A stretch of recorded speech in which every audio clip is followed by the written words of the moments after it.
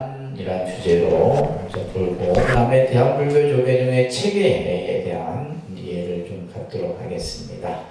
그리고 대한불교 조계종의 역사, 그 다음에 이제 이 조계종이 탄생하는 과정에서의 근현대, 그러니까 보통 우리가 이제 근현대 하면 일제강점기 이후로 이제 많은 우리 이제 사회의 어떤 그 변화와 역동과 시련이 있었던 그런 기간들이죠, 그죠? 그 과정 속에 이제 한국 불교와 조계종의 조계종단의 여러 가지 이제 우여곡절도 많았고 아픔도 많았고 그러면서 지금의 이제 대한불교 조계종이 만들어졌다는 것을 여러분들이 이해를 하시면서 자 먼저 대한불교 조계종이라 한번 보도록 하겠습니다. 우리가 이제 이 대한불교 우리가 이제 지금 보면 뭐 이 종단 명칭도 보면 여러 이제 명칭들이 많아요. 그래서 지금 이제 우리 불교 안에 그 종단 명칭이 뭐 약 100여 개 정도 된다는 걸 이렇게 보시면 될 것 같아요.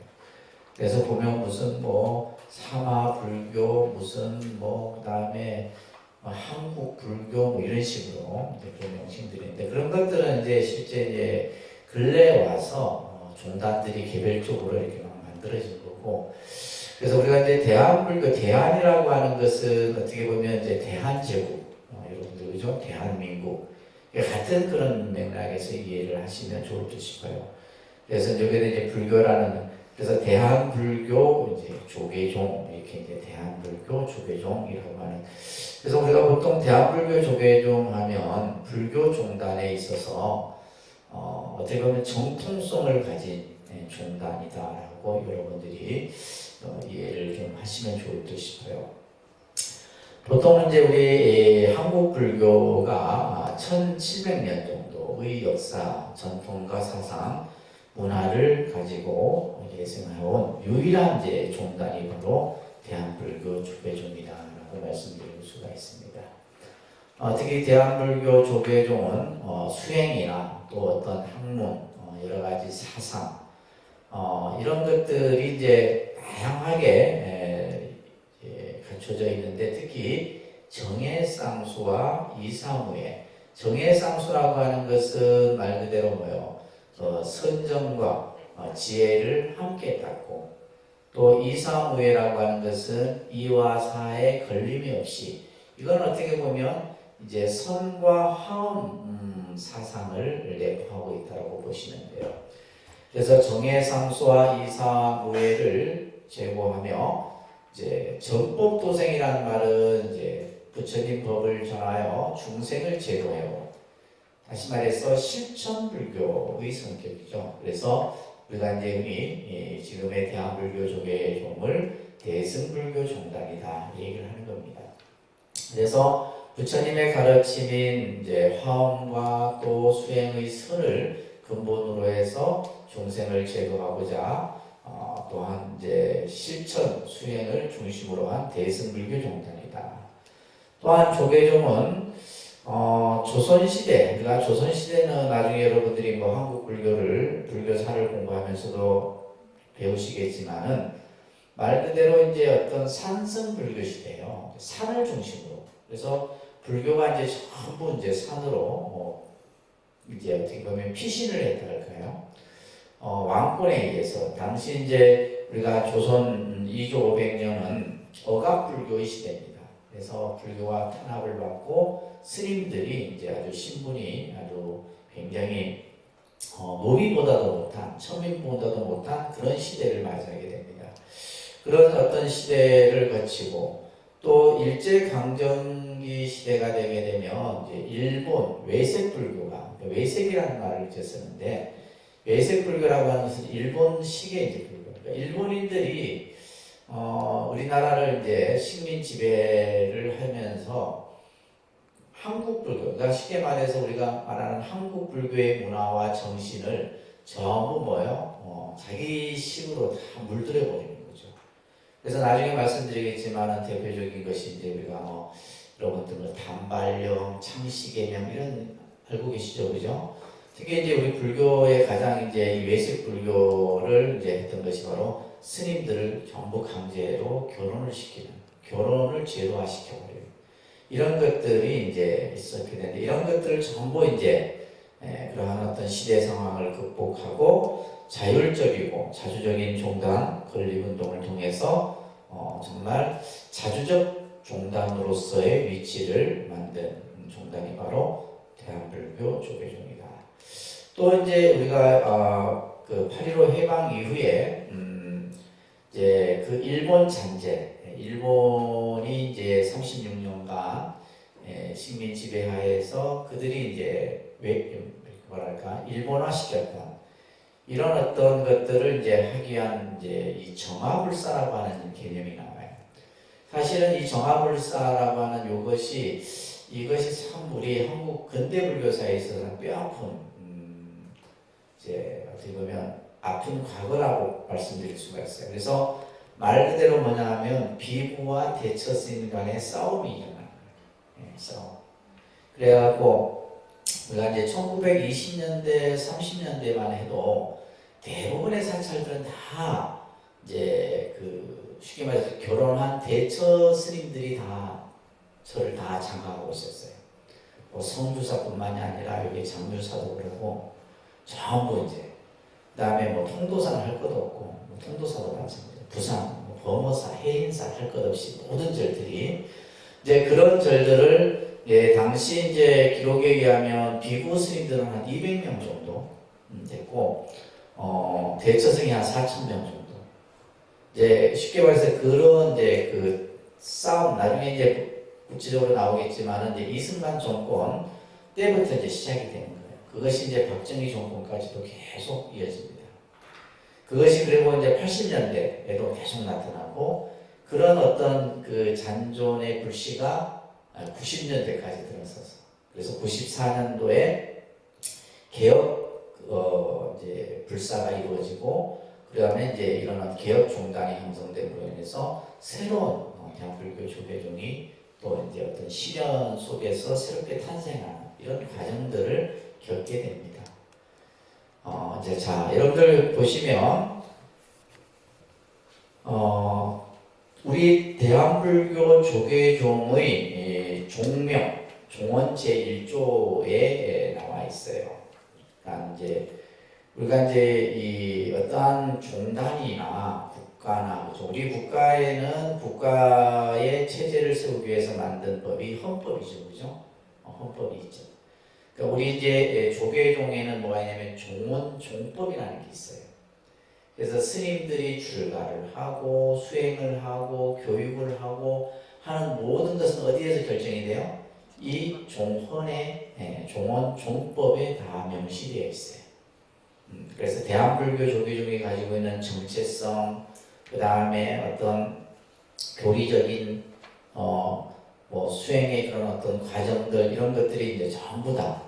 그래서 본종은 대한불교 조계종이라 이렇게 칭한다. 이게 나와요. 그래서 대한불교 조계종. 뭐 실제 우리가 앞에서도 이제 우리나라가 한 100개 종단이 있다고 하지만은 대부분의 이제 여러분들이 알고 있는 사찰의 80%는 조계종 소속의 사찰입니다. 뭐 나머지는 이제 몇 개 안 되죠, 그죠? 그리고 본종은 신라 도의국사가 창수한 가지산문에서 기원하며. 그래서 나중에 이제 신라 시대 때 구산선문이라고 하는 것이 개창이 돼요. 구산선문.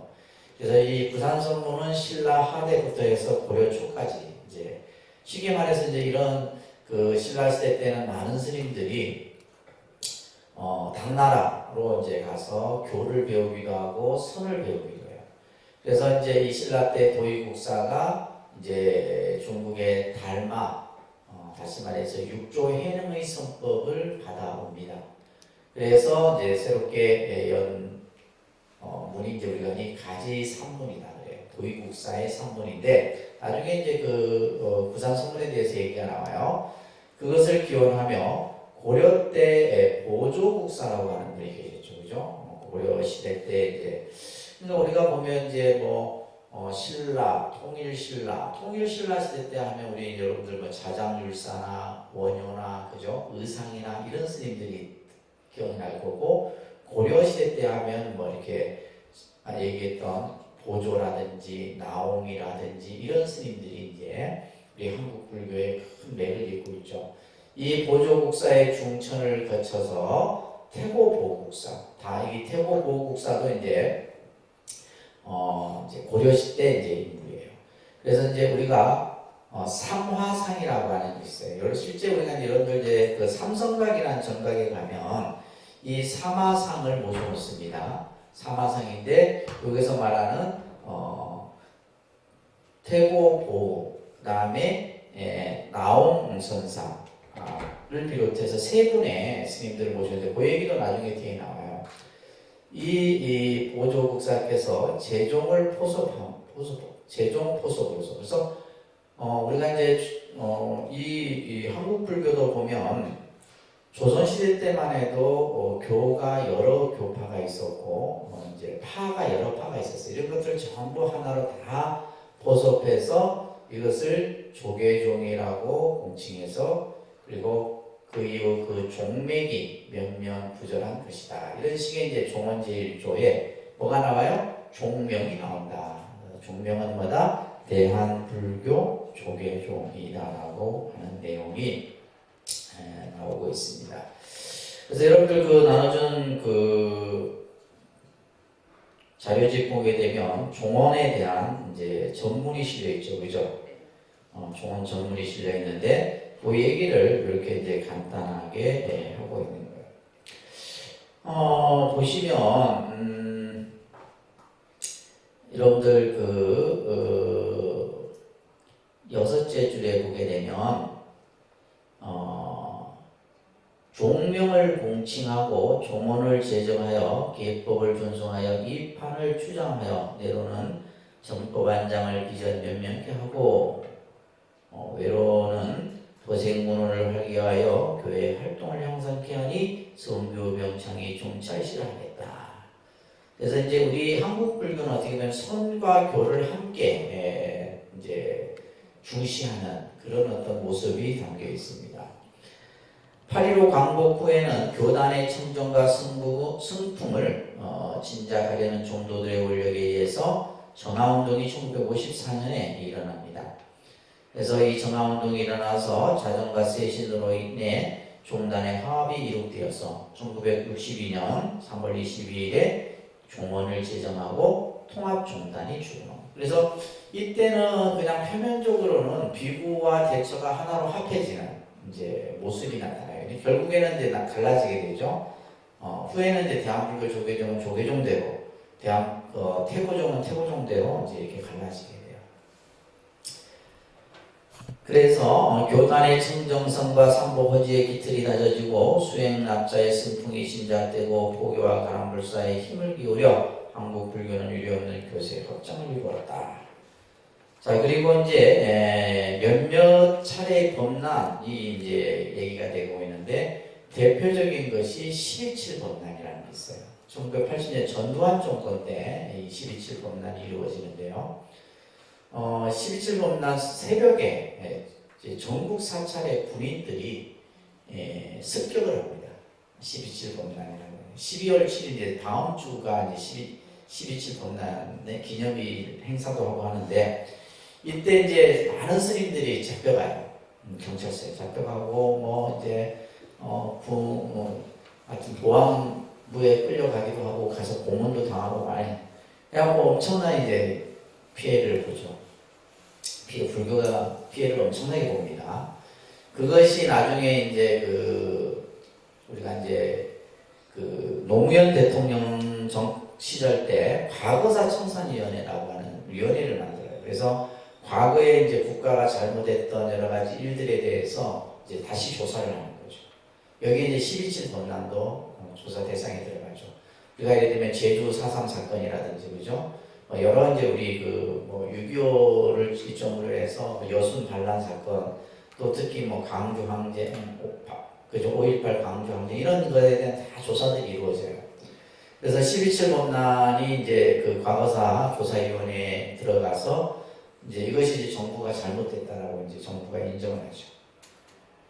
그래서 지금 이제 그에 대한 보상, 이제 그 당시에 이제 고문을 당하고 했던 스님들을 치유하기 위해서 이제 병원, 이제 치료병원을 건립하고 또 그런 기록을 보존하기 위해서 기록 보존센터를 짓는데 그 두 개로 나누어서 짓습니다. 그 예산이 거의 한 7천억 정도, 7천억 정도 예산이 이제 들어가는데 그걸 이제 봉은사, 서울의 강남 봉은사에 짓고 또 하나는 이제 그 일산에 가면 이제 동대병원이 있죠. 동국대학교 일산병원이 있는데 그 부지에다가 이제 치료센터를 짓고 그래서 정부 예산으로 그 사업은 다 이루어집니다.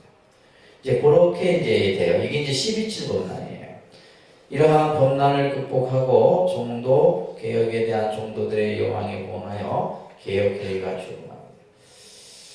이 개혁회의는 종단 개혁에 필요한 여러 가지 사항들이 이제 이 개혁회의를 통해서 나타나게 됩니다. 그러니까 우리가 이제 대한불교 조계종이 지금 2000년도, 그죠? 2021년도 오늘에 이르기까지는 엄청나게 많은 이런 어떤 역사적인 그런 아픔 또 어떤 스스로 뼈를 깎는 자정 노력 이런 것들이 뒷받침이 됐던 겁니다. 자, 여러분들 이제 요거는 꼭 기억하세요. 우리 대한불교 조계종의 종조는 누구다? 도의국사다. 종조는 누구요? 도의국사입니다. 도의국사. 그래서 저희가 이제 종단에서는 도의국사 다례제를 해요. 종조 다례제를 합니다. 그래서 도의국사를 종조로 하고 중천조, 그러니까 다시 말해서 꺼져가던 이제 조선시대 때에 이제 그 불교가 점점 그 타오르던 통일신라 때 그죠? 확 타오르던 불교가 고려 이제에 접어들면서 서서히 이제 꺼지거든요. 고려 중기 후기부터는 고려 불교도 이제 쇠망의 길을 걸어요. 그때 다시 불을 일으켰던 분이 바로 누구예요? 고조국사예요.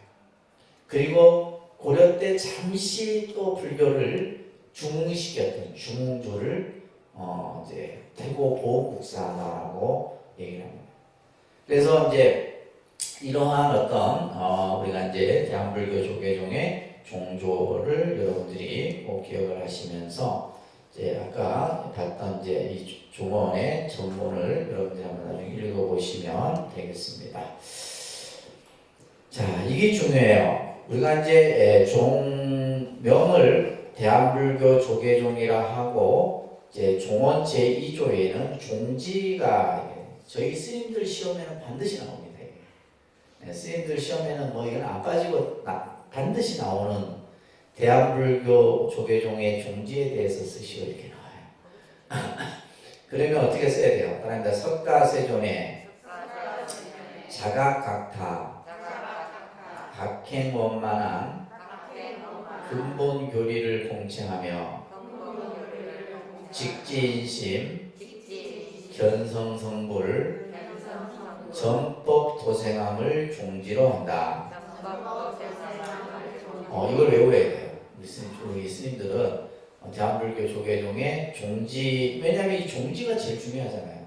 그러니까 대한불교 조계종이라는 그 종단은 어떤 것을 그 근본으로 하고 있느냐라고 했을 때 바로 석가세존, 서가모니 부처님이죠, 그죠? 자각각다라고 하는 것은 내 자신도 깨닫고 다른 사람도 깨닫게 합니다. 그러니까 깨달음이라고 하는 것은 자기 혼자 깨닫는 것이 아니라 내 자신이 깨달으면 그 깨달음을 다른 사람도 깨닫게 하는 자각각다. 그 깨달음을 바탕으로 뭐예요? 행을 원만히 해야 돼요. 수행을 또한 깎고 그러면서 근본 교리를 봉체한다는 것은 받들어 나는 뜻이에요. 받들어 놓는다. 그 근본을 받들며 이 말이에요. 여기에서 이제 중요한 것이 바로 이제 여러분들이 많이 들었던 직지인식 견성성불이에요. 자, 우리의 마음, 근본 마음을 바로 가리켜서 내 마음을 보아서 깨달음을 이루는 것. 그리고는 뭐야? 깨달음을 이루고 나서 뭐야? 전법도생이다. 부처님의 법을 전하여 중생을 제도함을 종지로 삼는다. 그래서 우리가 이제 직지인식 견성성불이라고 하는 것은 이것은 선의 근본 정신을 얘기해요. 그래서 조계종을 우리는 흔히 선종이라고 얘기를 하는 거예요. 선종. 그래서 조계라는 말은 육조해능, 그죠? 중국의 선종의 육조였던 육조해능이 머물렀던 곳이 조계라고 하는 산이에요. 그래서 조계종의 이제 그 조계라고 하는 명칭은 육조해능의 그것을 따와서 조계종이다라고 하는 것을 쓰고 있는 겁니다. 그래서 이제 깨달음을 근본으로 해서 실천 수행을 통해 스스로 선을 닦아서 자신의 마음의 근본 자리를 깨달아 부처님의 가르침을 통해서 중생을 제도함을 조계종의 종지로 삼고 있다. 그래서 부처님의 가르침을 배워서, 그죠? 가르침을 배우고 스스로 자기 마음을 보는 거예요. 자기 마음을 보아서. 이거는 결국 뭘 통해서? 수행을 통해서 많이 이루어지겠죠. 그죠? 그래서 연불이든 뭐 참선이든 이런 수행을 통해서 성불, 법을 이렇게 깨달아서 법을 전하여 중생을 이롭게 한다는 것. 이것이 바로 대승불교, 그러니까 우리가 이제 한국 대한불교 조계종의 근본 종지로서 설명을 하는 겁니다. 그래서 여기 밑에 보시게 되면 대승불교의 가르침과 보살의 삶으로서 중생 교화의 길을 가는 거고, 그러기 위해서는 뭐요? 육바라밀을 근본으로 실천을 하고, 그 다음에 자기 완성과 사회 완성을 동시에 해주고. 그래서 우리는 상구불이 하와중생이라는 말 들어보셨죠? 대승불교의 보살 정신이에요. 이것이 어떻게 보면 대한불교 조계종의 근본 가르침을 그 속에 담고 있는 겁니다. 그래서 상구불이는 자기 완성이에요. 하와중생은 사회 완성이에요. 이것을 동시에 추구하는 것을, 이것을 우리는 뭘 한다? 동체대비라. 동체대비사상. 이 동체대비라는 말 우리 배웠어요, 그죠?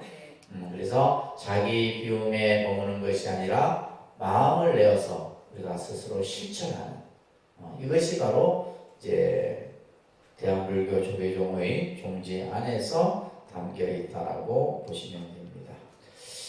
자, 그래서 이제 그러니까 종원의 그 내용 속에 이제 제일 처음에 뭐가 나왔어요? 종명이 나왔고, 그 다음에 뭐가 나왔어요? 종지가 나왔고, 그 다음에 세 번째가 뭐냐면 소위경전이에요. 소위경전. 그래서 대한불교 조계종은 부처님의 많은 그런 가르침 속에서 무엇을 근본으로 하느냐라고 했을 때, 자, 대한불교 조계종의 종원 제3조에 보면 본종의 소위경전은 따릅니다. 금강경, 전등법어, 금강경을 소위경전으로 하는 거예요. 금강경을 소위경전으로 한다. 그래서 이제 사실은 우리가 많은 경전을 보지만은 조계종에서 가장 늘 수지 독송해야 될 경전은 바로 뭐예요? 금강경이에요. 이 금강경 안에 부처님의 또 조계종단의 그 모든 정신이 담겨 있다는 겁니다. 그래서 저희가 이제 금강경을 아주 귀하게 여기는 거예요. 그리고 전등법어라고 하는 것은 이제 역대 조사들의 어록을 말합니다. 역대 조사들의 어록. 그래서 우리가 여러분들 알고 있는 육조단경이나 예를 들면 전등록이나 마조어록이나 백장록이나 이런 어록들이 많아요. 여러분들은 이제 아직 어록 한 번도 본 적이 없잖아요, 그죠? 뭐 육조단경 정도는 뭐 본 분이 계시나는 몰라도, 그래서 나중에 이제 이거는 저희가 선문화대학에서 여러분들이 들어가게 되면 그때 이제 더 이제 어록 같은 걸 공부를 하시게 됩니다. 어록 재밌습니다. 그래서 이런 것들을 뭐라 그래요? 전등법어라 그래요. 전등이라고 하는 것은 부처님의 그 깨달음의 법이 계속해서 전하여져 내려오는 것을 전등이라고 해요. 그래서 어록 중에 보면 전등록이라고 하는 어록이 있는데, 그 전등록을 보게 되면 서가모니 부처님으로 시작해서 이제 쭉 달마로부터 육조해능으로부터 해서 쭉 법이 이어지는 그러한 전법계의 내용들이 다 담겨 있습니다. 자, 그래서 이 개념도 여러분들이 대한불교 조계종의 소위경전은 뭐다? 금강경과 전등법이다. 그래서 어록을, 그러니까 우리가 이제 역대 큰 스님들, 많은 스님들, 뭐 종정 스님이나 또 뭐 많은 스님들이 설법을 할 때 보면 전부 뭘 가지고 해요? 어록 속에서 조사들의 깨달음의 말씀을 가지고 법을 설하는 거예요. 뭐 우리가 뭐 해제 법문이 됐든 결제 법문이 됐든 그죠? 그래서 이 전등법어를 중요하게 기억합니다. 그러면서 기타 경전의 연구와 연불 지주 등은 제한하지 않는다. 그렇기 때문에 이제 금강경과 전등법어를 소위 경전으로, 소위라는 말은 우리가 믿고 의지할 만한 뜻이 소위라는 뜻이에요.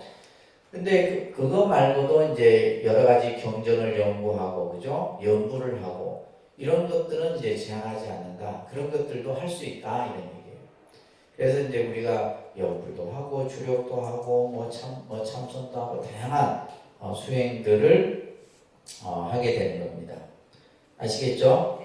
그래서 조계종에 이제 수행해 보게 되면 부처님에 대한 교법을 이해하고 참선을 하고 그죠? 그러니까 참선 수행, 강경 수행, 그 다음에 이제 계율을 지키는 것도 하나의 수행이에요, 그죠? 그 다음에 연불 수행, 주력 수행, 그 다음에 이제 또 뭐 절도 있고, 그죠? 절을 하는, 절로서 수행하는 경우도 있고, 그 다음에 여러 수행법들을 전부 이제 수용합니다. 그러니까 대한불교 우리가 조계종의 수행은 어느 하나만을 뭐 이것이 좋다 이거는 개념이 아니에요. 다 뭐에 따라서 여러분들 배웠잖아요. 뭐에 따라서 우리 각자의 근기에 따라서 뭐에 따라서요? 근기에 따라서 자기에게 알맞는 수행들을 하는 거예요. 근데 이제 자기 근기에 따라서 이러한 수행들을 해야 되는데 남이 뭐 좋다, 야 그거 하니까 좋다 해갖고 이제 따라하면 안 되겠죠. 내 근기에 안 맞으면 안 되는 거예요. 그래서 어떤 사람은 참선 수행에 맞는 사람이 있고 어떤 사람은 경을 보는 것이 자기 근기에 맞는 사람이 있고 어떤 사람은 뭐요? 연불이 맡기고 어떤 사람은 주력이 맡기고.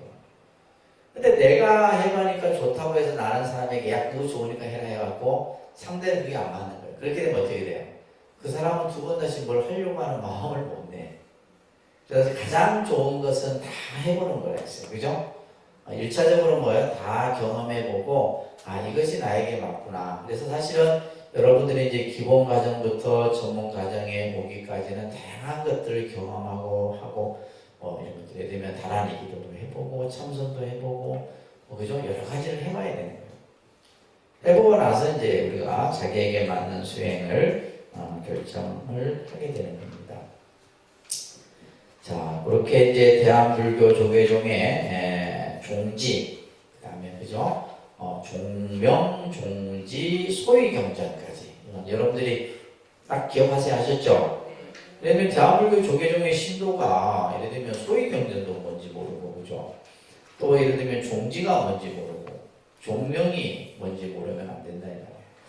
자, 그 다음에는 대한불교 조계종의 체계를 한번 보도록 하겠습니다. 체계.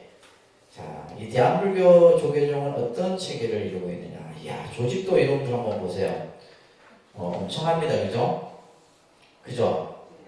이렇게 돼 있는 데가 없어요. 이제 사실은 기독교나 가톨릭도 이거보다 더 합니다. 이런 조직 체계들을 가지고 있어요. 제일 위에 뭐가 있어요? 여러분들 그 책 교재 보시면 종정. 그 밑에 뭐가 있어요? 원로회의가 있어요. 원로회의. 그러니까 이제 종종은 말 그대로 대한불교 조계종의 어떤 상징적인 최고의 어른으로 모시는 분이 바로 종정이에요. 이제 종정 스님은 임기가 10년인 걸로 알고 있어요. 10년. 그래서 쉽게 말해서 우리가 이제 카톨릭에서 교황을 뽑는 거와 똑같은 겁니다. 교황을 뽑는 거와 똑같은데 그러면 이 종종은 누가 선출하느냐면 원로회의에서 선출해요. 원로회의에서. 그러니까 원로회의는 또 이제 이 말 그대로 이제 우리가 흔히 말하는 조계종에서의 최고의 어른 스님들이 그냥 아무나 원로회의가 되는 게 아니고 그 원로회의에 들어가기 위해서는 자격이나 또 수행이나 이런 것을 갖춰야 됩니다. 자, 그 밑에 보시게 되면 뭐가 있어요? 총무원이 있죠, 그죠?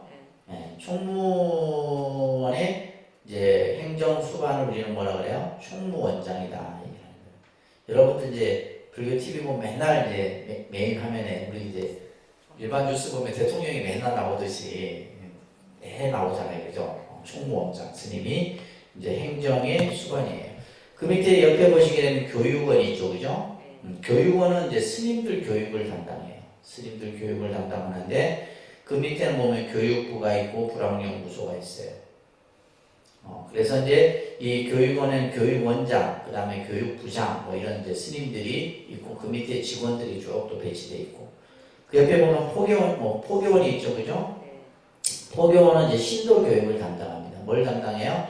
그래서 지금 여러분들의 이런 이제 뭐 강좌 계획이라든지 또 불교대학교 관련 커리큘럼이라든지 또 인허가 문제라든지 이런 것들은 다 어디서 담당해요? 포교원에서 담당해요. 아셨죠?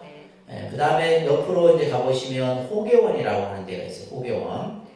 호계원이 있는데 여기에는 이제 법규위원회도 있고 중앙선거관리위원회도 있고 뭐 하여튼 뭐 많습니다. 저도 이게 계단위원회도 있고 법계위원회. 예를 들면 이제 이 법계위원회 같은 경우가 뭐냐면 이제 스님들의 법계가 정해져요. 예를 들면 이제 뭐 종덕부터 종사, 어저께 뭘 했냐면 대종사 품서식을 했었어요. 대종사. 대종사는 뭐냐면 법납 40년 이상. 또 그것도 아무나 되는 게 아닙니다. 또 이제 심사를 해서 그래서 코로나 때문에 이제 재작년에 못 해갖고 올해 그냥 한꺼번에 이제 그 재작년에 이제 그 대종사로 되신 스님들하고 올해 또 이제 심사에서 이제 또 법계 품계가 올라가신 분하고 해서 70분, 비구 스님이 70분, 비구니 스님이 한 30분 정도? 그 정도 어제 동화사에서 어제 했습니다. 동화사에서. 근데 저희 이제 은사 스님도 이번에 이제 대종사로 올라가셨어요. 대종사로 올라가시고 천조 스님, 은사 스님, 영훈 스님이라고 있는데 그 스님도 이번에 이제 비구니 스님들의 최고의 단계는 명사라 그래요. 명사. 품계 명칭이 달라요. 품계 명칭이 다릅니다. 그래서 이제 명사 되시고 그래서 이것을 누가 다 해요? 계단 법계위원회에서 하는 거예요. 법계위원회. 그 밑에 고시위원회가 있죠? 보여요? 안경을 꺼야지 보면 고시위원회. 이거는 스님들의 시험을 주관하는 데예요. 승가고시라 해서 이제 스님들 같은 경우 6급, 5급, 4급, 3급, 2급 이렇게 올라갑니다. 스님들도 공부 많이 해야 돼요. 그래서 이 승가고시, 그러니까 저희 은사 스님이 이제 작년까지 이제 고시위원장을 하셨거든요. 이 이제 승가고시위원회가 또 있어요. 그래서 언제 시험을 하고 문제도 출제하고 그죠? 뭐 이런 여러 가지 일들을 이 고시위원회에서도 하고 종립학교 관리위원회가 있어요. 종립학교 관리위원회는 대한불교 조계종 안에 종립학교가 많겠죠. 그러니까 초등학교부터 중고등학교, 그다음에 대학교 이런 이제 그런 것들을 전체 관리하는 이제 부서입니다. 그 옆에 보면 호계원이 있어요, 그죠? 호계원. 이 호계원은 뭐냐면 요즘 말로 하면 이제 그거예요. 재판하는 곳이에요. 재판. 스님들이 어떤 잘못을 하게 되면 이제 초심호계위원, 그 다음에 재심호계위원이 되어 있는데 여기서 이제 징계를 내리는 곳이에요. 징계를. 그 옆에 이제 뭐가 있어요? 중앙종회가 있죠. 중앙종회 보셨어요?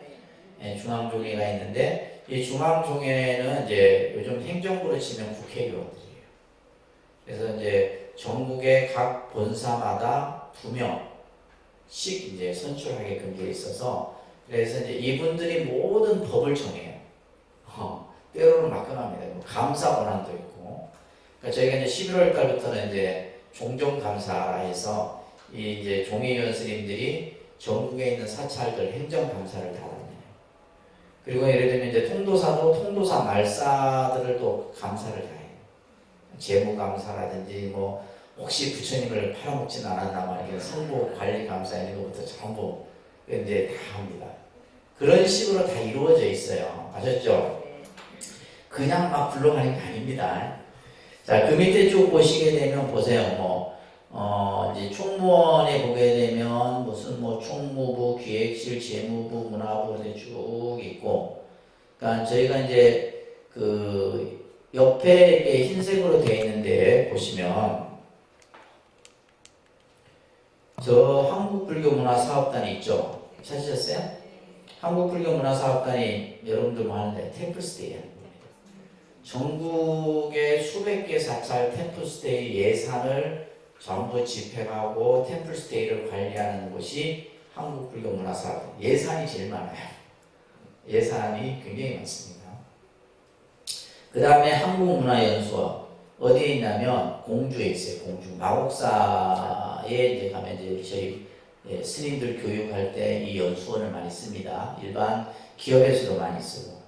그 다음에 국제선센터 있죠? 저 이제 이 국제선센터는 이제 우리 천주 스님이 계셨을 때인데, 근데 서울에 있어요. 종단에서 지은 선센터입니다. 그 다음에 이제 제가 있는 백년대계본부가 있고, 제가 여기에서 이제 근무하는 거예요. 백년대계본. 그 다음에 이제 불교사회연구소가 이제 저희 백년대계본부하고 같이 있어요.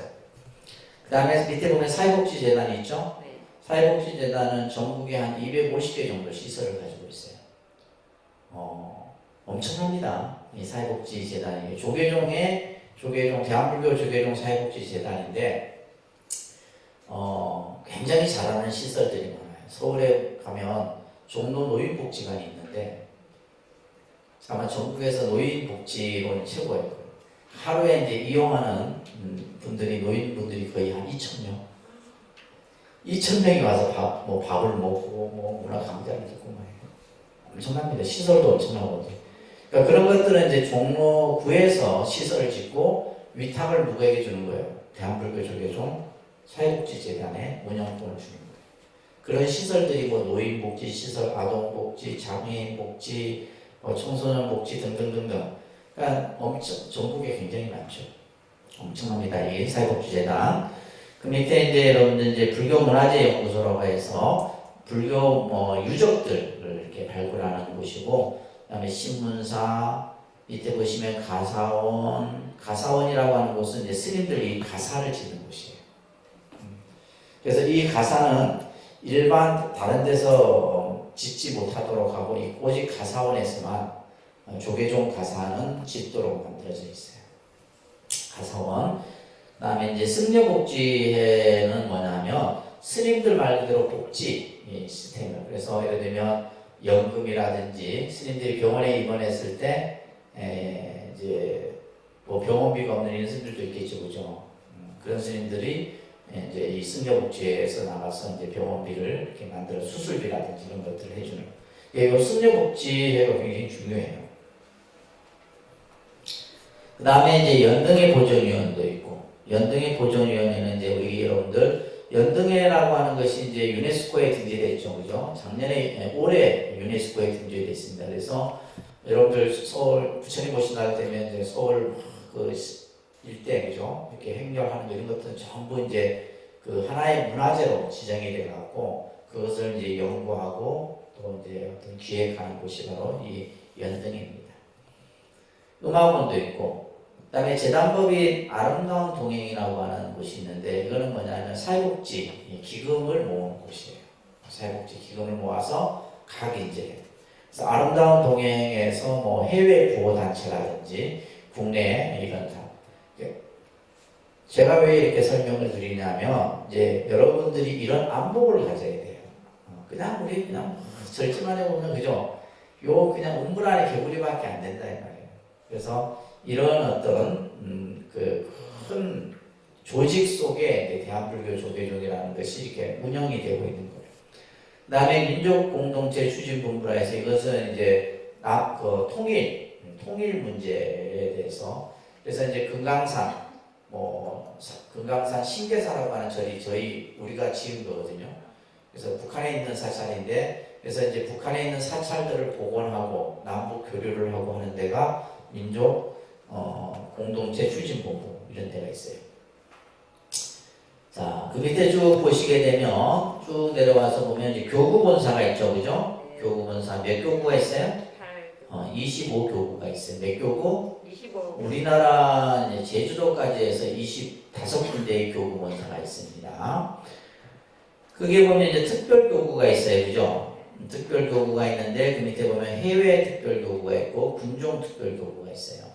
해외 특별교구는 우리 이제 조계종이라는 이름으로 해외에 나가 있는 절들이 있죠. 이런 절들을 전부 가지고 뉴욕에 있든 인도에 있든 일본에 있든 유럽에 있든 간에 모든 이런 절들을 관장하는 것이 해외 특별교구. 특별교구고, 군종 특별교구는 이제 여러분들 이제 자녀들 군대 보내면 그 부대 안에는 반드시 뭐가 있어요? 사찰이 있어요. 사찰이 있는데 그 사찰의 법사들을 관리하고 키우고 또 하는 이런 이제 교구가 바로 군종 특별교구예요. 그러니까 이렇게 해서 이제 뭐 군뿐만이 아니라 해외 이런 데까지도 이제 전부 다 이제 관리를 하는 겁니다. 그 다음에 이제 그 옆에 보시게 되면 직할사찰이라는 이름이 있어요, 그죠? 어떤 사찰이 있냐면 조계사, 공문사. 이제 조계사는 이제 우리 지금 충무원 청사가 있는 그 사찰이 조계사입니다.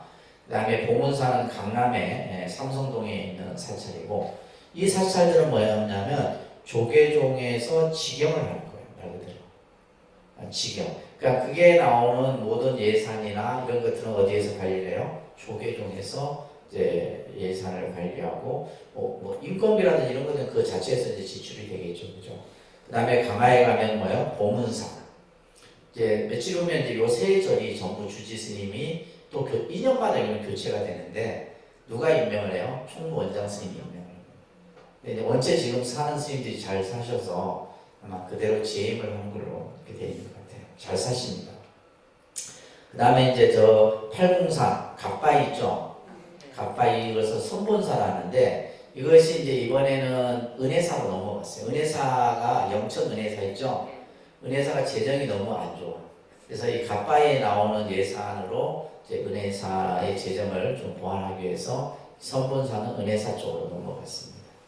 그 다음에 관악산 연주하면 그 서울대학교 있는데 그 관악산이죠, 그죠? 그의 맨 위에 있는 암자인데 이런 사찰들이 이제 보통 직할 사찰이겠고, 자, 그 밑에 보시게 되면 총림이 있어요, 그죠? 총림. 자, 우리가 이제 지금 현재 조계종에는 8개의 총림이 있는데 여기에서 이 총림 여건이 안 되어져서 좀 이렇게 없어진 것도 있어요. 보통 해인사, 송강사, 통도사, 수덕사, 백양사, 동화사, 범어사, 쌍계사 이런 이제 사찰들이 총림이라면 뭐라 그랬어요? 그러니까 종합수행이에요. 그러니까 대한불교 조계종의 모든 수행을 그죠? 선원, 유론, 강원, 연불원 이런 어떤 수행 기관을 갖춘 곳이죠. 그래서 이 총림의 최고 어른을 뭐라 그래요? 방장이랍니다. 그죠? 이런 것도 다 배우셨습니다. 그 다음에 이제 특별분당동 사찰이라고 하는 사찰들이 있어요. 뭐 도선사라든지 낙산사라든지 백담사 이런 사찰들은 뭐냐면 재정이 좀 괜찮아요. 재정이 좋기 때문에 여기에 나오는 재정을 가지고, 자, 그러면 지금 여러분들 이 표를 보는 이 모든 재정이 다 어디에서 나올 것 같아요? 통도사나 25교구 본사에서 다 재정을 올립니다. 그러면 이 통도사는 또 어떻게 재정을 해요? 저희 이제 각 통도사가 가지고 있는 말사가 한 150개면 150개 말사들이 또 분담금을 내요. 저희 독립선언은 건물은 큰데 신도가 내가 없다 그래갖고 분담금이 얼마 안 돼. 분담금 좀 많이 내야 되는데 건물에 비하면 한 그죠? 몇천 원 내야 되는데 제가 신도가 없다 해서 얼마 책정을 안 했어요. 그래서 그런 식으로 이제 해서 그 돈이 또 중앙에 올라가고 이런 식으로 이제 재정이 쓰여지는 겁니다. 네, 그 밑에 보시게 되면 그림이 있네요, 그죠? 그 밑에 그림이 교재 밑에 보이는 게 이제 공주 한국문화연수원이고 목동에 있는 국제선대도 아주 잘 졌죠, 그죠? 이런 사찰들이 있습니다. 자, 그래서 이제 요 앞에 스크린 한번 보시게 되면 이제 이 종정 아까 이제 종정 스님이 있는데 보통 이제 임기가 5년인데 중임을 하다 보니까 10년까지는 한다라고 보시면. 그래서 이제 내년이면 이제 지금 현재 종정이신 진재 종정 스님께서 이제 끝나시고 이제 14대 종정이 이제 새롭게 추대될 거예요. 그리고 이제 아까 얘기했듯이 이제 중앙 조직으로는 이런 조직이 있고 그리고 총무원장 스님이 그 다음에 교육과 포교는 교육원장, 포교원장 스님. 3원 체제라고 보시면 됩니다. 세 개의 원으로 나누어져 있어요. 그래서 총무원이라는 것은 종단에 뭘 해요? 종무행정이라는. 그런데 종무행정. 보통 우리가 이제 이 행정을 하는 곳이에요.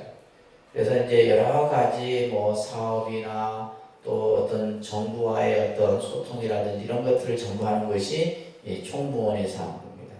그 다음에 교육원은 뭐예요? 스님들의 교육과 연수를 담당해요. 스님들이 이제 교육을 계속해서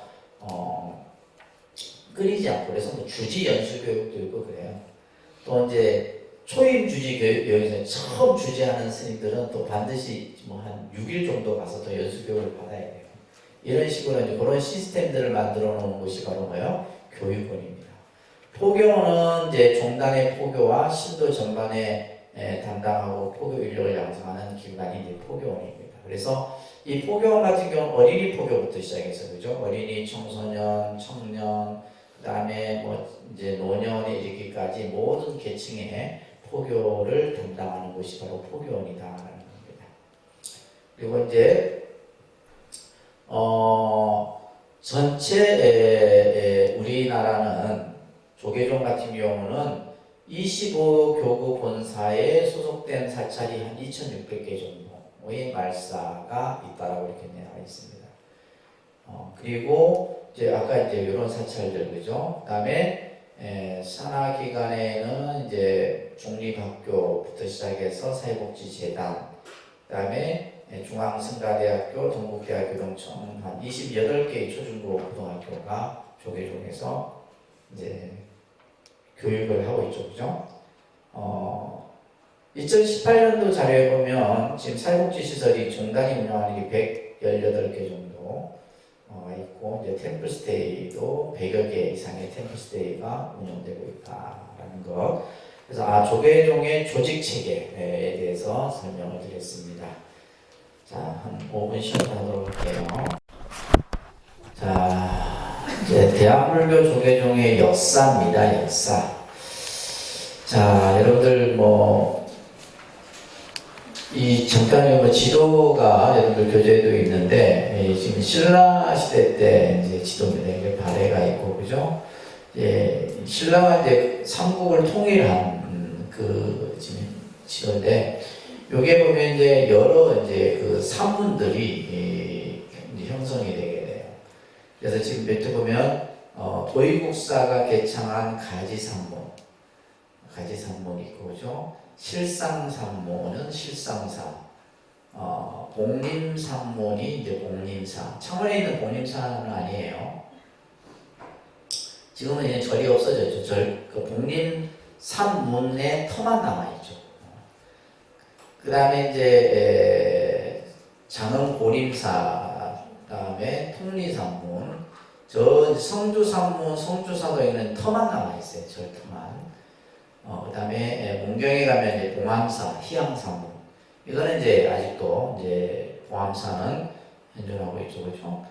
사자산문, 이제 사자산문 있고, 영월에 가면 이제 있습니다. 훈명사, 그 다음에 사불산문, 울산사, 저 이제 북한 쪽에 이제 수미산문, 광조사, 이런 식의 이제 당시 신라 때 부산 선문이 형성이 되게 돼요.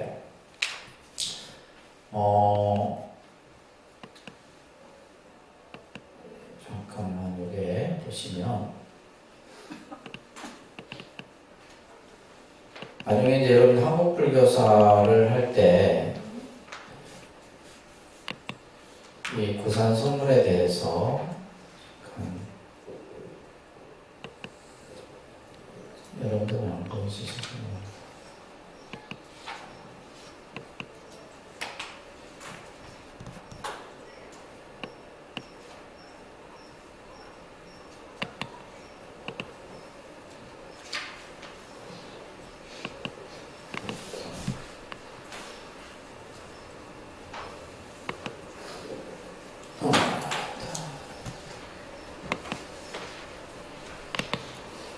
화면을 잠깐 좀 보여드릴게요.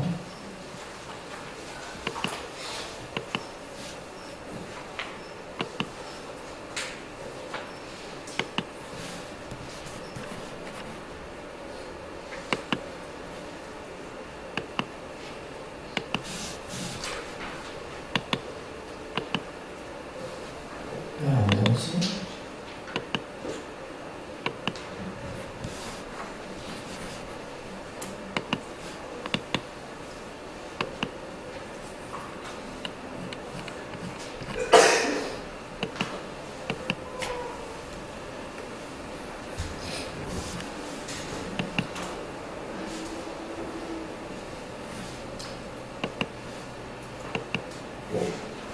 자, 이렇게 보시면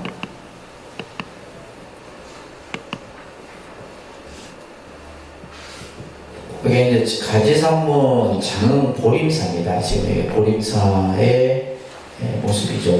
굉장히 아주 여러분도 보림사 가보셨어요? 안 가봤죠, 그죠? 가지산문 장흥 보림사가 있고 실상사는 저희가 자주 갔던 곳입니다. 남원 실상사죠, 그죠? 실상산문, 남원 실상사가 있고, 그 다음에 이제 독리산문이라서 곡성에 가면 태안사라고 하는 곡성 태안사, 이 절도 참 좋아요. 있고, 이제 사자산문이라 해서 사자산 법풍사, 이 법풍사는 5대 고궁 중에 하나이기도 합니다, 그죠?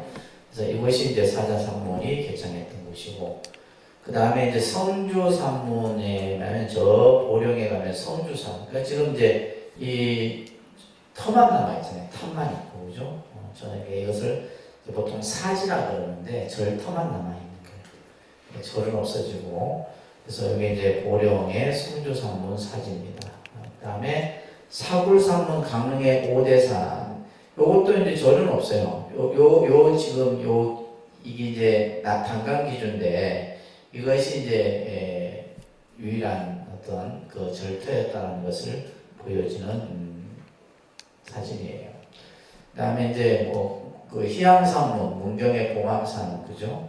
지금 현재 한 곳이고, 창원의 복림산문도 그 석기둥만 남아있어요. 절터는 없고, 절은 없고, 이제 이 지금 기록이 이제 이곳이 이제 복림 사지다라고 하는 기록만 남아있다라는 겁니다. 자, 그렇게 보시면서 자, 여러분들 다시 교재를 한번 보도록 하겠습니다.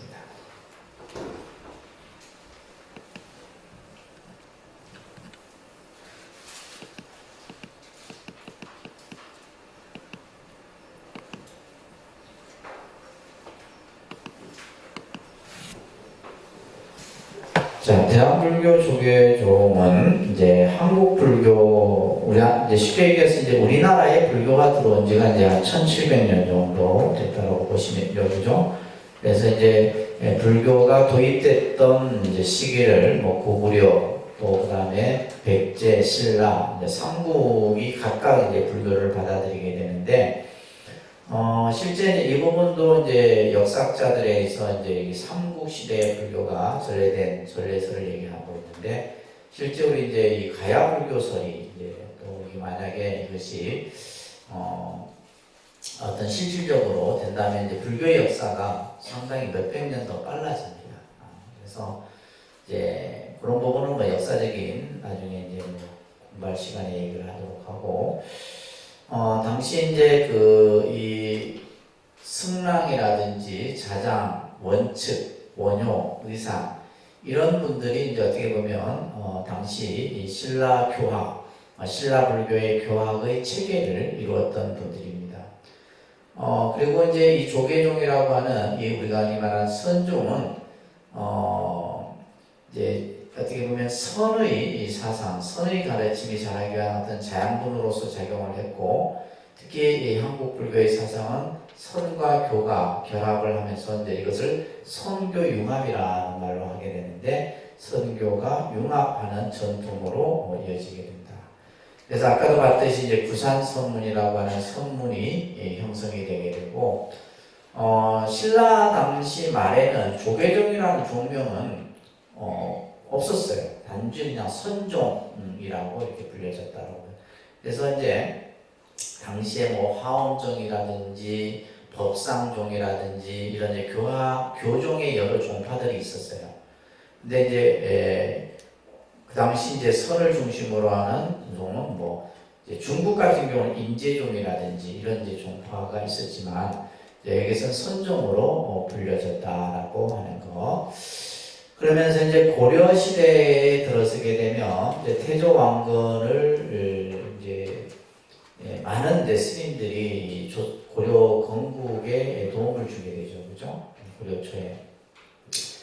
특히 이제 이 고려 중기가 되게 되면 아까 얘기했듯이 보조진울이라고 하는 스님, 이 보조진울 스님에서 해심 스님으로 이어지면서 이제 가나선이라고 하는 선이 이제 확립이 되게 됩니다. 그래서 이제 아까 얘기했듯이 이제 고려 보조진울을 중천조라 얘기를 해서 어떻게 보면 이제 중천조라는 말은 선을 다시 크게 선양했다. 그래서 선과 교에 대한 회통을 얘기했고, 또 보조진울 스님은 당시 이제 고려 불교가 쇠퇴해가는 것을 새로운 어떤 불교 정신으로 만들기 위해서 뭘 했냐면 정예 결사 운동을 하게 됩니다. 정예 결사 운동. 그래서 이제 어디를 중심으로, 송강사를 중심으로 해서 이제 정예 결사 운동이 벌어지게 되죠, 그죠? 그러면서 이 가나선의 수행법들, 그러면서 이제 고려에 접어들면서 이러한 어떤 가나선 수행들이 나타나게 되고, 특히 이제 수선사, 그러니까 송강사의 옛절 이름이 수선사입니다. 16명의 국사가 출현함으로 인해서 고려 중후기 때는 조계종의 주류가 형성이 되게 돼요. 그래서 일현 스님이라든지, 그죠? 특히 일현 스님 같은 경우는 삼국유사를 저술해서 또한 이제 많은 불교의 어떤 그 경전이라든지 역사 문화에 많은 기여를 했다고 보시면 됩니다. 그리고 이어서 이제 고려 시대 때 태고보우라고 하는 스님이 태고보우 국사가 되죠, 그죠? 그래서 이분을 우리가 아까 얘기했듯이 고려 조계종의 중흥조라고 얘기를 합니다. 특히 이제 이 당시 이때가 되게 되면 고려 불교가 많은 쇠퇴기를 겪습니다. 이때 이제 이 그 태고보를 도왔던 우리 이제 문정왕후예요, 문정왕후. 문정왕후가 잠시 어떻게 보면 이제 임금 위에서 정치를 했던, 이때 이제 문정왕후가 이제 고려 태호 보국사를 이렇게 당해서 불교를 조금 이제 다시 일으키게 되죠. 그러면서 당시 분열됐던 부산 성문에 통합을 하고 오교의 홍포를 꾀하게 됩니다. 다시 뭐냐면 불교를 좀 일으켜 보려고 했던 거예요. 그러다가 이제 나중에 이제 결국은 그 뜻을 이루지는 못하죠. 그래서 이제 우리가 고려 말에 이제 사마상을 태고보우, 나홍해근, 백운경안이라고 하는 스님들을 우리가 이제 고려말 사마상이다라고 이제 불려집니다. 자, 고려말의 선풍을 주도했고, 이제 조선시대는 사실은 이제 억불과 폐불의 시대이기 때문에 불교가 크게 빛을 드러내지 못하죠. 특히 이제 태조 때 도성 출입이 금지됩니다. 스님들이 도성 출입이 금지되고, 이제 뭐 모든 선교 이런 어떤 종단들이 다 없어지고 오직 이제 산에서 수행하는 이런 선승들의 면만 남아있게 되던 시대입니다. 네, 그때 이제 우리가 흔히 이 조선에 이제 꺼져가는 이러한 어떤 그 불교를 일으켰던 분이 바로 서상휴정이라든지 부유라든지 이런 이제 선성들에 의해서 선맥이 계승이 되게 됩니다.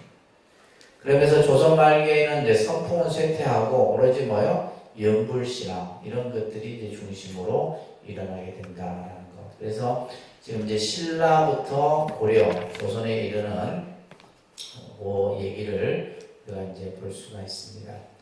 자, 그러면서 이제 근현대기에 들어서서 우리가 이제 조금 이제 어떻게 보면 격동하는 그 시대가 되게 되겠죠, 그죠?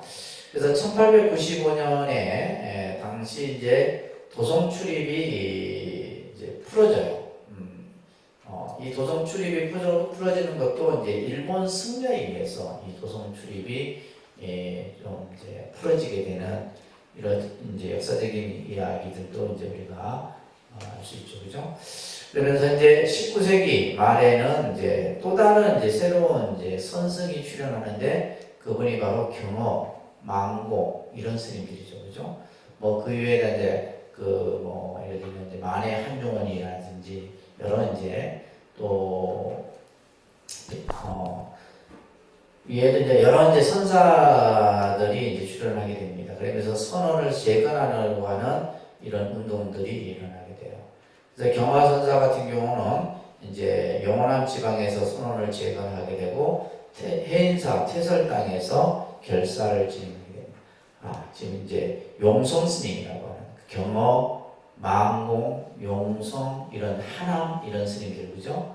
뭐 이제 통도사 같은 경우는 이제 구화 큰 스님이라든지 그래서 이런 이제 각 이제 그 산을 중심으로 해서 이런 이제 아주 걸출한 선승들이 드러나면서 이런 어떤 조계 종문이 형성이 되게 된다. 당시 이제 1900년대, 1902년 정도, 1902년에 보게 되면 이제 이 사찰을 기존에 이제 우리가 어떻게 관리되냐면 이제는 이제 사찰이 국가에서 관리를 하게 됩니다. 그래서 이제 여기 보면 원흥사라고 하는 사찰이 세워지게 되는데 총본산 개념으로 만들어지게 되고 그 다음에 중법산이라고 하는 용어로 해서 본사 개념이죠. 지금으로 치면 그래서 16개의 사찰들이 형성이 되게 됩니다. 이러면서 이제 새로운 교단이 만들어지게 되는데 일본과 일본 불교의 침탈에 대응하기 위해서 국가적 관리의 필요성이 제기되었다. 그래서 이제 국가에서 승려가 되는 길을 공식적으로 인정해서 도첩이라고 하는 하나의 증이죠.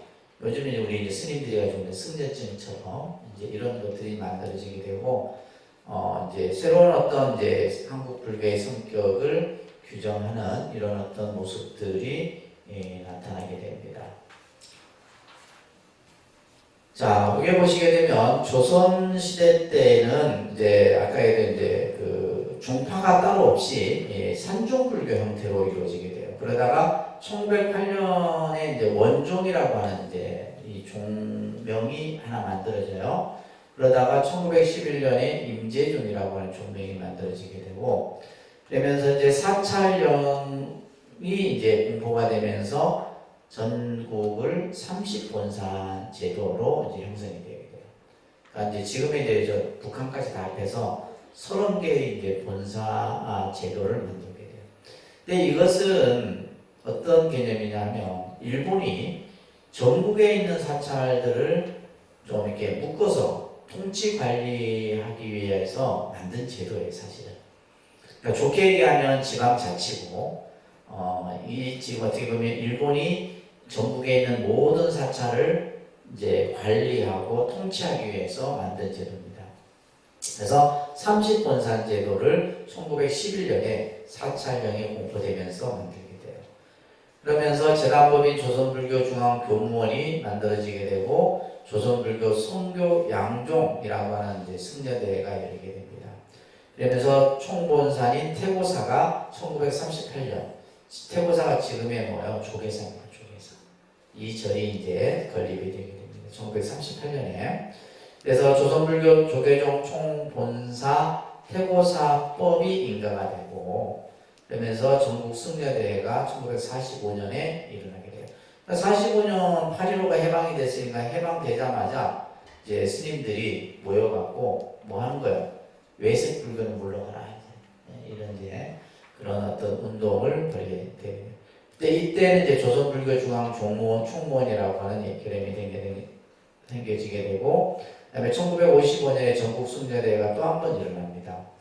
그러면서 이때 이제 정화불사가 일단 나게 되면서 통합종단 1962년에 대한불교 조계종이라고 하는 통합종단의 명칭이 만들어져요. 그래서 조계종이라는 명칭이 이렇게 만들어지는 거예요.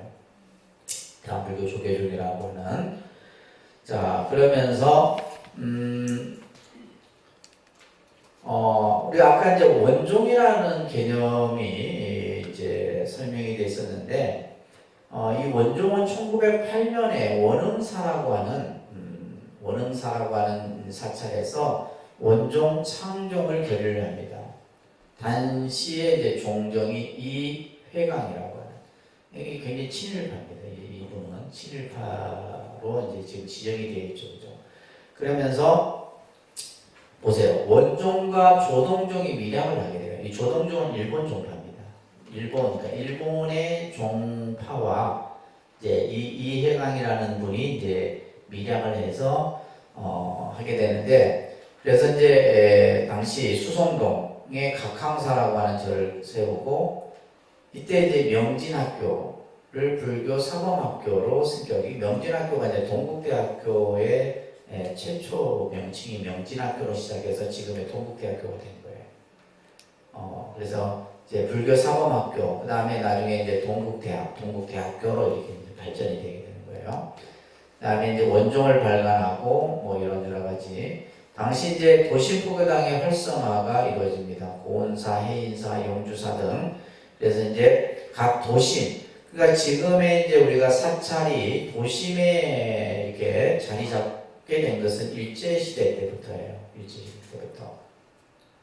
그래서 제가 한번 여러분들 기본 과정 때도 말씀드렸지만은, 이제 통도사 같은 경우는 구학근 스님께서 그 당시 이제 일제 강점기 시대 때 통도사 주지를 하셨는데, 이제 우리 이제 이 경남 권역에 각 도시마다 뭘 세우냐면 포교당을 세웁니다. 포교당. 그러니까 그 포교당을 세워서 그 포교당에는 또 이제 뭐요? 유치원도 같이 설립을 합니다. 그래서 마산 포교당, 창원 포교당, 울산 포교당, 진영 포교당, 진주 포교당, 창녕, 양산, 그 다음에 밀양, 그 다음에 하여튼 지금 이 지역에 전부 뭘 세워요? 포교당들을 다 세운 거예요. 그래서 요 시기 때 이제 각 이런 사찰들도 포교당들을 이렇게 세우게 돼요. 그래서 이제 지금의 이제 우리가 이 도시의 사찰 포교당들이 내려왔던 것이 바로 일제시대 때예요. 여러분들 그 군산에 가면 동국사라고 하는 유명한 절이 있어요. 요즘에 막 그냥 그 젊은이들이 아주 가는 핫플레이스 장소인데, 군산 그 동국사는 군산이라는 곳이 이제 일제시대 때 일본 놈들이 수탈을 해서, 우리 물자들을 수탈을 해서 배로 실어서 이제 보내는 거예요. 그러니까 이제 군산 이쪽이 뭐요? 일본 사찰들이 많았죠. 그 중에 이제 남아있는 곳이 동국사라고 하는 절이에요. 저도 가고 싶은 절 중에 하나입니다. 군산 동국사. 스님들하고 한번 가기로 했는데 아직 갈 시간이 안 나고, 왜냐면 아는 스님이 지금 주지를 하고 있어갖고 꼭 간다 했는데, 그래서 이제 이런 이제 원종이라고 하는, 그러니까 조계종의 전 이제 그 종명의 명칭이죠, 그죠?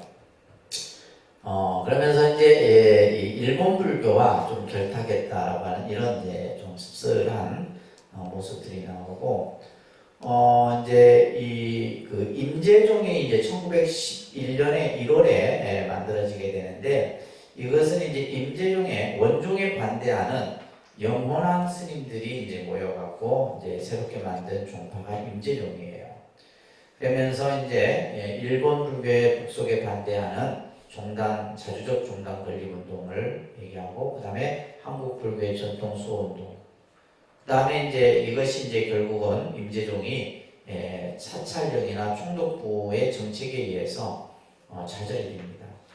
그래서 이제 결국은 뭐냐면 일본이 일제 강점기 시대 때 모든 불교를 통제권에 넣게 되는데, 그것이 바로 뭐냐면 사찰령입니다. 사찰령. 이 사찰령을 꼭 기억하세요. 1911년 6월 3일 날 사찰령을 공포하게 되는데, 그래서 모든 어떤 그 인허가권을 총독부가 다 가지게 돼요. 뭐 규지에 대한 임명권이라든지 재산에 대한 부분이라든지, 그리고 이제 모든 것에 대해서 다 이제 총독부의 허가를 받아야 돼요.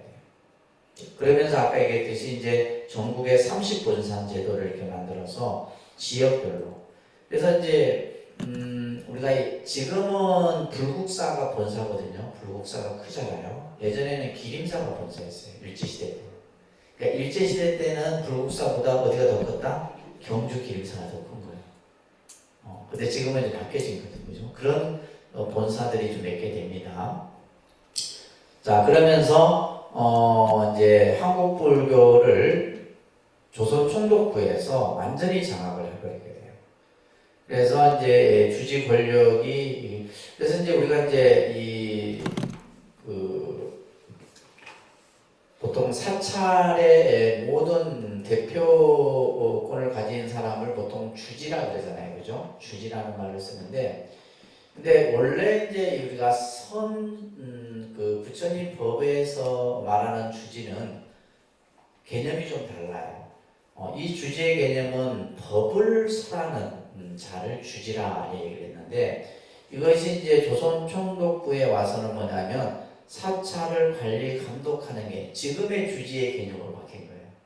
여러분들이 지금 이제 주지 스님 하면 뭐요? 사찰을 전부 관리하고 운영하고 그죠? 모든 것을 이런 개념이 언제 만들어졌다? 조선 총독부 때 만들어진 거예요. 그래서 그러면서 이제 막 이제 주지가 가지고 있는 권한이 많아지다 보니까 여러 가지 이제 문제점들이 생겨나게 됐던 겁니다.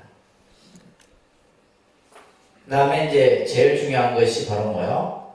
대처 불교를 이제 공포를 이제 허용을 한 거죠. 쉽게 말해서 뭐냐면 결혼한 스님도 주지를 할 수 있다라고 하는 걸 만들어버린 거예요. 결혼한 스님도 주지를 할 수 있다. 이게 이제 한국 불교가 아주 이제 큰 시련을 겪게 되는 단초가 되는 겁니다. 이 대처 불교가. 그래서 그러니까 아무래도 이제 이 사람들은 뭐요? 이 결혼을 이제 독신으로 있다가 이제 저 충독부에 의해 갖고 스님들이 이제 결혼을 다 해요. 그래서 성철 스님도 결혼을 다 하신 거예요. 그래서 딸도 있고 다 있잖아요. 일제 때 이제 스님들은 거의 다 결혼을 다 하십니다. 그래갖고 이제 그러다 보니까 이 스님들이 이제 모든 전국에 있는 사찰들을 다 이제 들어가서 주지를 하게 되는 거예요. 아무래도 이제 총독부 입장에서는 뭐요? 친일, 자기 말을 잘 듣는 사람을 주지로 보낼 거 아니에요, 그죠? 그렇게 해서 이제 모든 사찰들이 전부 다 점령을 당하게 되어버리는 거예요. 그러면서 1900 이제 또 이제 쉽게 말해서 이제 이 법도 개정을 하게 돼요. 예를 들면 결혼한 스님은 뭐요? 고기를 먹어도 된다 이런 법도 그 당시에 이제 그래서 뭐 이 부분은 그러니까 쉽게 말해서 뭐냐면 한국 불교가 가지고 있는 모든 어떤 정통성이나 그런 것을 전부 다 이제 없애버리려고 하는 것들이 바로 이 사찰령이었던 거예요. 그러면서 이제 당시 조선 불교 총무원과 조선불교 교무원이라고 하는 두 기구가 만들어지게 되는데, 조선불교 총무원은 이거는 이제 혁신적인 이제 스님들로 이제 중심이 되어져서 새로운 이제 어떤 불교를 이루고자 했던, 쉽게 말해서 뭐냐면 비구 중심의 모임이라고 보시면 돼요. 반면에 이제 조선불교 교무원은 총독부 지시를 받는 친일 권산 주지들로 이렇게 구성해 있어요. 아까도 얘기했듯이 이제 통도사의 당시 이제 주지 스님이 이 구하 스님입니다. 구자 한자.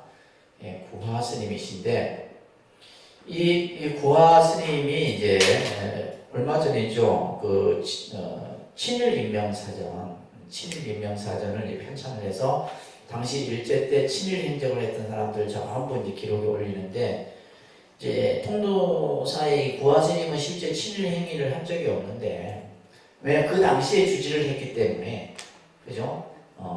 그 장치에 주지를 했기 때문에 친일 그 등재가 돼버린 거예요. 그래서 막 통도사에서 난리가 났죠. 그래서 이 스님의 모든 기록들을 전부 다 모아놓고, 근데 그 기록에는 보면 독립군 자금을 이렇게 지원을 한 부분이라든지, 또 예를 들면 이제 이런 포교당들을 세워서 한국 불교의 또 불교가 그래서 이제 예를 들면 이제 그 마산에 가면 대자유치원 같은 경우는 우리가 왜 나라를 빼앗겼느냐, 배우지 못했기 때문이다. 어릴 때부터 이제 교육을 해야 된다 해서 유치원을 설립을 한 거예요. 이런 기록들까지 전부 이제 해가고 이제 올려서 이 구하 스님은 그 인명사전에서 이제 빠지게 됐어요. 이런 이제 일도 있었습니다. 그만큼 이제 당시에 일어난 이제 어떤 그 이제 비구와 대처의 이제 갈등들이 나타나게 돼요. 그래서 이제 1922년에 보면 재단법인 조선불교중앙교무원 설립 인가를 하게 되죠. 그러면서 1924년에는 총독부의 압력과 개입으로 총무원과 교무원은 재단법인 조선불교중앙교무원으로 통합이 되게 돼요. 그래서 이제 결국 뭐냐면 총독부의 힘에 이제 굴복을 하게 됩니다. 그러다가 1929년에 이제 선교양종 승려대가 열리게 되는데, 그러면서 이때 이제 뭐냐면 조선불교를 선교양종이라고 이렇게 칭하게 돼요. 선교양종이라는 말. 그러니까 아까 우리 원종이라는 말이 있었잖아요, 그죠? 그러다가 이제 이 선교양종이라는 말로 또 바뀌고, 그래서 이때는 이제 선가교를 종지로 하고 종조를 태고 보호로 하고, 그러면서 이것을 관할하는 중앙교무원을 설치를 합니다. 그래서 이제 결국에는 이것 또한 뭐예요? 사찰형 체제하에서는 이것이 충돌될 수밖에 없어요. 그래서 모든 것이 이제 총독부가 권한을 가지고 있다 보니까, 그러면서 이제 불교계는 자주적 관리를 시도하려고 하는 이제 이런 운동들이 일어납니다. 그래서 이 승려대에는 사찰령이라고 하는 악법하에서 자주적으로 불교를 규율할 수 있는 도를 만들고 그것을 집행할 수 있는 새로운 어떤 기구를 만들려고 했다라고 하는, 이것이 이제 조선불교 선교양종 승려대입니다. 그리고 이제 1941년에는 대한불교, 조선불교, 아직까지는 대한이라는 말을 안 쓰고 계속 조선이라는 말을 쓰고 있죠, 그죠? 그래서 조선불교 조계종 총본사 태고사법이 개정이 됩니다. 1941년에. 그래서 종명을 뭐라 그래요? 조선불교 조계종이다. 그러니까 지금 우리가 보면 원종에서, 그죠? 또 선교양종이라는 말에서 계속 종명이 어떻게 해요? 지금 변해오고 있죠, 그죠?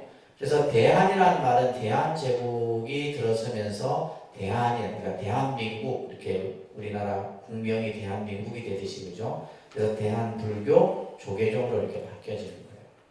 그래서 이때는 이제 조선불교 조계종, 총본사, 태고사라고 이렇게 되어 있고, 도의국사, 종조를 태고보호로 이렇게 이제 됩니다. 그러면서 여러 가지 이제 승풍진작을 위해서 의제를 제정하고 유계 질서를 만들고 합니다. 이때 당시 종종이 하남스님입니다. 하남스님. 하남스님도 아주 훌륭한 큰 스님이죠, 그죠? 그다음에 종무원장이 이종옥이라고 하는 분이었는데, 그러면서 이제 전통적인 승단 체계 형식을 복원하고 종명, 종지, 종조 등을 제정해서 종단으로서의 위상을 정립하게 되는 것이 바로 이 조선불교 조계종 총본사 태고사법이에요. 자, 그러다가 이제 조선불교 중앙총무원이 1945년에 태고사에서 전국 승려대회를 거치면서 만들어지게 돼요. 자, 이때 이제 조선불교 교원을 제정해서 종명을 조계종에서 뭘로 바뀌어요? 조선불교로 다시 변경을 합니다. 그래서 조계종의 가풍을 간직하되 한국불교 전체 흐름을 담겠다는 의도가 이제 담겨 있었던 거죠. 그래서 30일 본산제로 바뀌게 돼요. 그 다음에 이때는 이제 불교 재산을 통합하면서 이때 이제 결국 막 이제 주지 스님들의 어떤 이제 힘들이 막 이렇게 생겨지게 되는 거예요. 그 다음에 이제 신도의 조직화나 이런 것들도 이루어지게 되고, 결국 이제 이 조선불교 총무원과 조선불교 총본원이 분열을 하게 돼요. 그러면서 비구 중심의 교단 건설이 이제 실패됩니다. 그러면서 친일불교 창산이 이루어지지 못해요, 이때만 해도.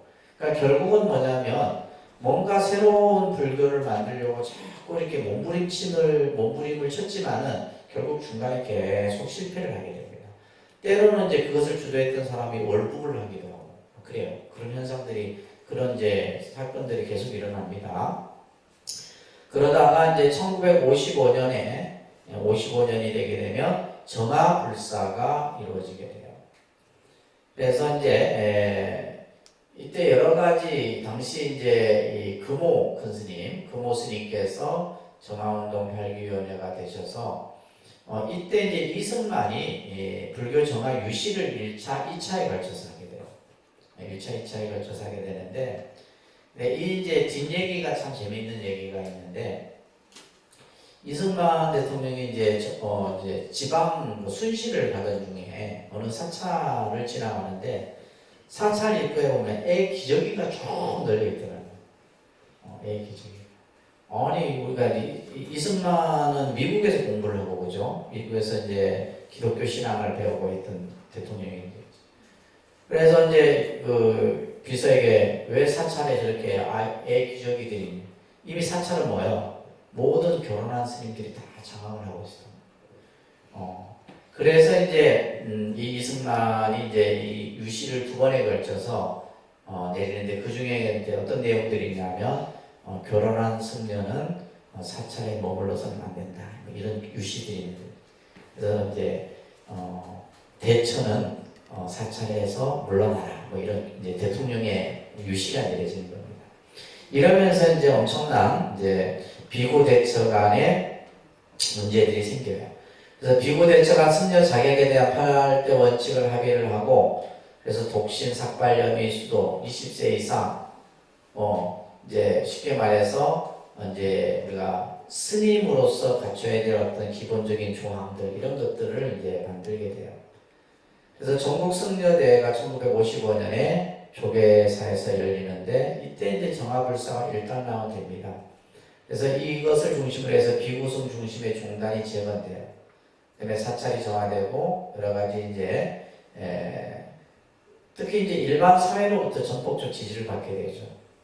이때 이제 사실은 엄청난 이거는 이제 좋은 이야기만 쓰여져 있는데 사실은 엄청나게 막 싸웁니다. 싸우고 뺏기고 뺏기고 그러면서 결국은 이제 성주사하고 원래 이 장류사도 대처 스님들이 가지고 있었던 절이에요. 이걸 누가 뺏어요? 범어사에서 뺏은 거예요. 성주사하고 장류사를. 뭐 김해에 있는 절들도 마찬가지였죠. 이런 절들을 뺏어갖고 결국에는 이제 하나를 줍니다. 다 그렇다고 전부 다 뺏지 않고 하나를 주는데 이제 저 창원에 가면 이제 절이 있습니다. 태고종 절이 법화종 절인데 그 절이 이제 하나 주고 그래서 예전에는 다 이게 이제 결혼했던 스님들이 살았던 절들이에요. 그러면서 이제 이 정화불사로 인해서 이제 안 좋은 영향들도 일어납니다. 그래서 이제 1960년에 대법원 판결이 나게 되는데 대처 쪽에서 승소를 하게 돼요. 이때 6 비구들이 이제 할복을 합니다. 법원 앞에서 이런 이제 그래서 불법엔 대처성이 없다 뭐 이런 아주 이제 그 데모도 하고 시위도 하고 이러면서 엄청나게 그러니까 막 때로는 소송도 하고 그러면서 이제 불교가 가지고 있던 재산들이 거의 다 망신돼 없어져요. 엄청난 재산이 없어집니다. 그래서 1961년 한 번에 조계종 신도회가 대의원 대회를 열어서 이제 여러 가지 이제 이게 운영에 대한 이야기들을 하게 되고 그러면서 1962년에 이제 대한불교 조계종이라는 통합종단이 출범을 하게 돼요. 이때가 이제 이걸 누가 이제 주도하냐면 박정희 정권이 주도를 합니다. 박정희가 하도 싸우니까 하도 비구대처럼 매일 싸우니까 지금 싸우는 게 계속 싸웁니다. 계속 끊임없이 싸워요. 그러니까 이제 다 불러놓고 이제 같이 좀 이렇게 싸우지 말아라 이렇게 해서 만든 것이 이제 통합종단이에요. 대한불교 조계종이라고. 그래서 여기 보시게 되면 비구 대처, 그 다음에 문교부, 임명, 사회대표 이런 위원회들이 구성이 돼갖고 만들어지게 돼요. 그래서 이때 이제 종명을 뭘로 바꿔요? 확정을 합니다. 대한불교 조계종이라는 종명으로 만들어집니다. 그리고 종조를 도의국사로, 중천조를 보조로, 중흥조를 보호로 이렇게 이제 하게 되고 송교 통합의 회통불교를 전통에 반영해요. 이때 이제 비구 측에서의 종정이 누구였냐면 효봉큰 스님, 여러분 효봉큰 스님 많이 들어보셨죠? 이때 이제 처음 통합종단 초대 종정이 이제 효봉 스님이고 대처 쪽에서 이제 총무원장이 돼요. 임석진이라고 하는 스님이 총무원장이 되는데 결국 이것도 오래 못 갑니다. 결국 또 싸워요. 결국 또 이제 서로 갈라져서 이제 나중에 이제 이 대처 쪽에서는 이제 만든 종단이 태고종을 만듭니다. 태고종은 이제 결혼을 하는 종단입니다. 그래서 이제 조계종하고 태고종이 이제 갈라지게 되는 거예요. 그러면서 이제 25교구를 확정을 하게 된다. 그래서 이제 대한불교 조계종이라는 이 종명이 만들어지는 과정들이 이렇게 역사적인 어떤 사건 속에서 변화하면서 나타나게 되는 겁니다. 아시겠죠? 자, 그러면서 우리가 이제 정통종단과 신흥종단이 이제 여기서 설명을 하고 있는데, 정통종단은 1962년에 대한불교 조계종이라고 하는 그죠? 이 이제 종명, 종지, 그다음에 이런 어떤 여러 가지 이제 체제들을 만들게 되고, 여기에 재단법인 선화곤이라고 하는 이제 그다음에 재단법인 대각회라고 하는 그래서 요 지금 우리 지금 현재 종단이 이 선화곤과의 좀 갈등을 갖고 있어요. 그러니까 이 재단법인이 붙으면 이거는 굉장히 뭐냐면 법적으로 독립된 단체입니다. 재단법인. 그래서 저희 은합문화재단 같은 경우도 이거는 이제 국가 재산이 재단법인은 국가의 재산입니다. 국가 재산이에요. 그래서 이제 이 선화곤에 소속된 절들이 많았어요. 그래서 이거는 뭐냐면 옛날에 보면 스님들이 보면 조계종에도 가입하고 선화곤에도 가입하고 이런 경우들이 많았어요.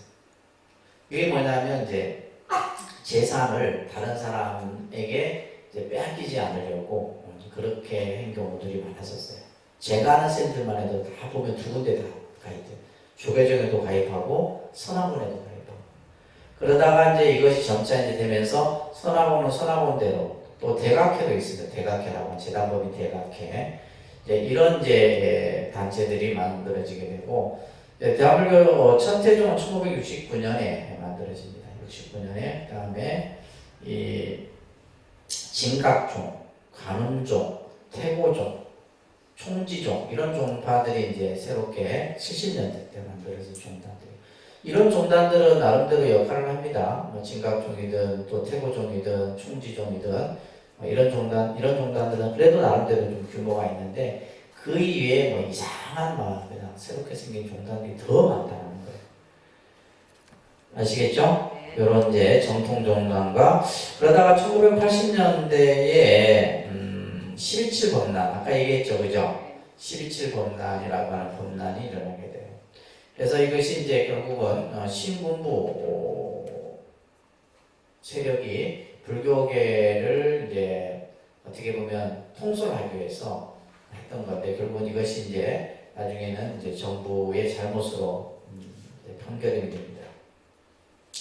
그래서 2008년에 12.7 법난 피해자의 명예회복 등에 관한 법률이 제정이 되어서 아까 얘기했듯이 이제 그 치유센터라든지 그죠? 또 기념관 건립이라든지 이런 것들이 정부 지원으로 이루어지게 되는 거예요. 그러다가 83년에 비상종단 운영회의가 열립니다. 이때 이제 보면 뭐 선악산에 신흥사에서 폭력사태가 일어나요. 살인사건이 일어납니다.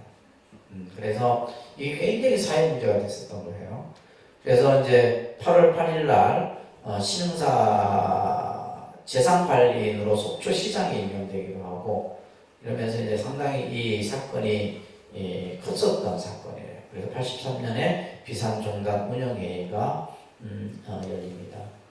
그리고 86년에 9.17 해인사에서 승려대회가 또 열려요. 해인사에 스님들이 모여갖고 그러면서 불교 관계 악법을 즉각 처리하고 대표적인 것이 이제 뭐 사찰이 전부 보면 공원, 국립공원이나 또 이런 어떤 이제 국가에서 제정해놓은 법률에 다 지금 묶여 있어요. 묶여 있어갖고 재산권을 제대로 이제 그걸 못하죠. 그러면서 이제 사찰의 관광유원지화를 중지. 그러니까 통도사 같은 경우는 도립공원도 아니고 아무것도 통도사가 다 반대해서 못한 거예요. 네, 정부에서 양산에서는 그것을 도립공원 뭐 이런 공원으로 지정을 하려고 했는데 통도사가 반대를 해갖고 통도사는 그냥 사찰로서만 이렇게 있는 거지 공원으로서 이게. 근데 보면 이제 국립공원 같은 경우는 전부 이제 국립공원에 사실은 그 국립공원이 사찰 정부 땅은 별로 없습니다. 전부 사찰림이에요. 해인사도 그렇고 저 산악산도 마찬가지고 내장산도 마찬가지고 전부 마찬가지. 지리산도 그렇고 거의 사찰 소유의 땅들이 많습니다. 그러면서 이제 80년대 이제 이러한 정부에 대한 이제 어떤 악법 이런 것들을 이제 그러면서 94년도에 이제 뭐가 일어나냐면 종단의 개혁 불사가 일어납니다. 94년도에 종단 개혁이 일어나게 되게 되고 이때 이제 지금 이 서희연 스님이 3번 연임을 하려고 하는 것을 이제 막으려고 이런 일들이 일어납니다. 그러면서 이제 당시 이때 엄청났었어요. 이때 저는 이때 학인이었었는데, 그래서 제가 이제 하여튼 저도 여기 참여를 해갖고 여기 이제 범종출하에서 범승가 종단 추직 개혁 추진위원회라고 해갖고 이때 이제 젊은 대학에서 공부하는 스님들을 이루어져 있어요. 그래서 이 스님들이 이제 총무원장을 이제 물러나게 하려고 엄청나게 대모를 해요. 결국에 당시 이제 이 최용을 하고 내무부 장관이 처음에는 이 서희연 스님 편에 섰다가 나중에는 여론이 너무 안 좋아지니까 다시 이제 그 사과를 하고 그러면서 당시 이제 특히 언론 같은 경우 한겨레가 우리 쪽에 이제 많이 이제 보도를 하고 그러면서 이제 이때 엄청나게 이제 많은 이제 또 이런 것도 굉장히 많았어요. 예. 그러면서 이제 이 상황을 보면서 다른 종교 지도자들이 어떤 얘기를 했냐면요. 야, 불교는 대단하다. 왜냐 스스로 아픈 곳을 스스로 도려낼 수 있는 그런 어떤 의식이 불교는 아직 남아요. 카톨릭이나 다른 종교는 뭐요? 그러니까 그것을 이제 안 좋은 것을 드러내려고 하기보다는 더 숨기려고 하는데 불교는 뭐요? 잘못되면 그냥 그대로 그냥 오픈시켜서 그죠? 이렇게 하는 모습들을 가지고 얘기를 했던 그런 기억이 납니다. 그다음에 이제 98년도에도 또 이제 문제가 생겨요. 94년도에도 이 엄청난 일이 벌어지죠. 그래서 이때 이제 거의 데모를 했던 스님들이 다 경찰서에 연행이 되었고 저도 성북경찰서인가 좀 갔었어요. 하룻밤 가고 이제 아이 멍청하게 도망을 가야 되는데 그러니까 그 당시는 뭐냐면 정경들이 백골단이에요. 백골단 얘들은 뭐 무지막지하거든. 백골단이 치고 들어오는데 그러니까 좀 이렇게 약삭빠른 스님들은 그 막 담을 타마하고 도망을 갔어요. 우리는 막 끝까지 버티다가 결국은 다 연행이 돼갖고 경찰서 가서 하룻밤 자고 그때 국밥도 주던가 그랬었어요. 네. 그래갖고 이제 썼어요. 다시는 이제 데모하지 않겠다 쓰고 그 다음날 또 풀려났어요. 풀려나자마자 또 간 거야. 또 갔다가 또 쳐들어오는 거 그때는 두 번째는 도망을 갔었던 기억이 나요. 그때가 이제 이 94년 개혁 불사입니다. 그리고 이제 98년도 이때 이제 종단 사태는 강남 강북이 이렇게 서로 이렇게 다퉜던 우리 안에서 싸움이었어요. 근데 저는 이때 이제 미국에 있었는데 미국에 이제 공부하러 갔었는데 이제 뉴스를 딱 트는데 막 한국 스님들이 막 이단 접착하고 막 날아다니고 막 이러는 거예요. 이미 CNN에 이미 완전히 전 세계 뉴스 보도가 되거든요. 그 정도로 이제 아주 엄청난 싸움의 사태가 그죠? 여기 보면 폭력 사태가 전 세계에 다 노출이 됐다. 그러니까 90년대에는 불교가 아주 정말 소용돌이 속에 있었던 그런 이제 시대라고 보시면 됩니다. 그리고 나서는 이제 이 98년은 엄청난 사회적 비난을 받게 됩니다. 불교가. 그래서 이때의 불교 신자의 30%가 개종을 했다 정도. 30% 정도가 불교에서 뭐요? 다른 종교.